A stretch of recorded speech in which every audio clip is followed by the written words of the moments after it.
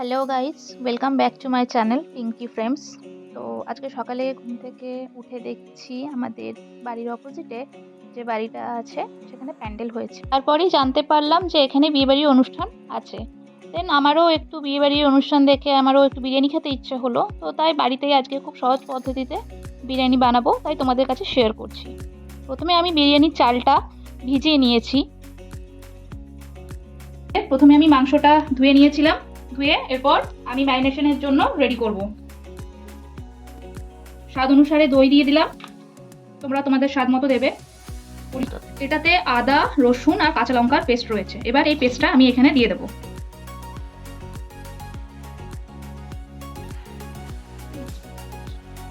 পরিমাণ মতো হলুদ দিয়ে দিলাম,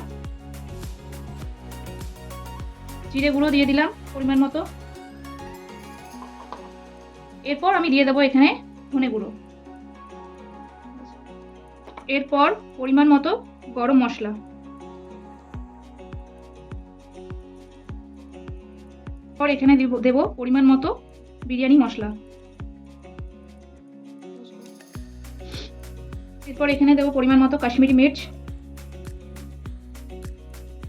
এরপর দিয়ে দেবো পরিমাণ মতো নুন। এরপর এখানে আমি দিয়ে দিলাম কয়েকটা ধনেপাতা কুচি।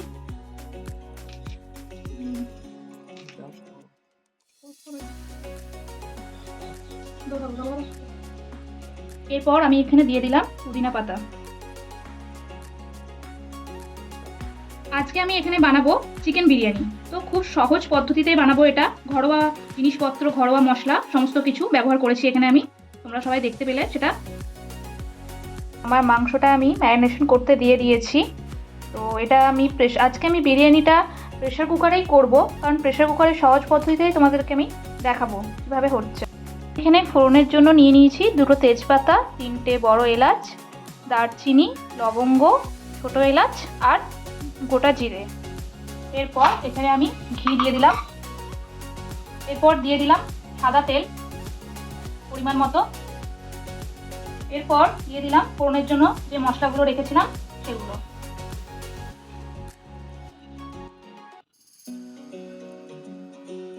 ফোড়নটা দেওয়ার পর যখন একটা সুন্দর সেন্ট বেরোবে তখন আমি এখানে দিয়ে কুচানো পেঁয়াজ।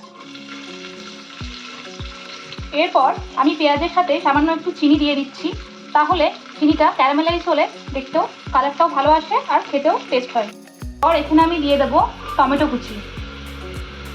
পাচ্ছ পেঁয়াজটা প্রায় বাদামি কালারে হয়ে এসেছে, ভাজা ভাজা হয়ে গেছে।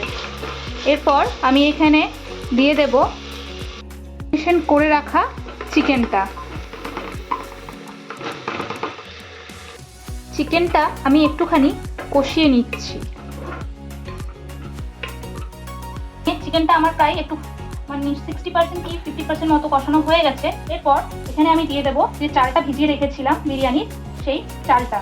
এটা আমি খুব সহজ পদ্ধতিতে বিরিয়ানিটা করছি, তোমরাও বাড়িতে ট্রাই করতে পারো। খুবই সুন্দর, খুব সহজ আর বেশিক্ষণের ব্যাপারও নয় এটা। এরপর একটুখানি নাড়াচাড়া করে আমি এখানে পরিমাণ মতো জল দিয়ে দেবো। এরপর ঢাকাটা বন্ধ করে আমি একটা সিটি দেবো। এখানে একটা সিটি দিলেই আমার বিরিয়ানিটা রেডি হয়ে যাবে। তো দেখতে পাচ্ছ আমার বিরিয়ানিটা এবার রেডি হয়ে গেছে।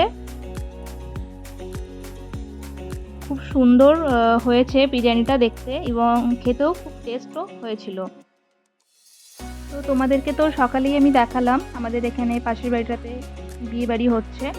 তো এদের ডেকোরেশনটা দেখো কি সুন্দর করেছে, খুবই সুন্দর লাগছিল দেখতে পুরো বাড়িটা। আর এখানে জম্মুতে আমার বিয়ে বাড়িটা ফার্স্ট টাইম দেখছি এখানে। মানে এদের বিয়ে বাড়ির রিচুয়ালস, এদের কালচারটা পুরোপুরি আলাদা টাইপসের, আমাদের বাঙালিদের মতো নয়। আর এই দেখো এখানে দেখতে পাচ্ছ এখানে মানে বরকে ঘোড়াই করে নিয়ে যাচ্ছে। এখানে হয়তো এটাই রিচুয়ালস, আমাদের যেমন কারে করে নিয়ে যায় সেরকম হয়তো না। দেখতে পাচ্ছ তোমরা, দেখো। আর আমাদের ভিডিওগুলো তোমাদের কেমন লাগছে সেটা আমাকে অবশ্যই কিন্তু তোমরা কমেন্ট বক্সে জানিও কমেন্ট করে।